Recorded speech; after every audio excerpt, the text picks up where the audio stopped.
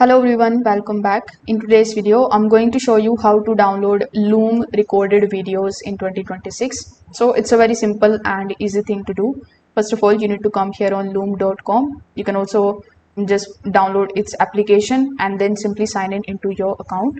After doing this, simply hover over to the left hand side and click on the option of library.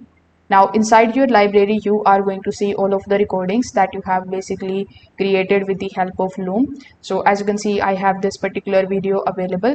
So you just have to simply select the video, and after selecting it, you will find this type of download button in the bottom.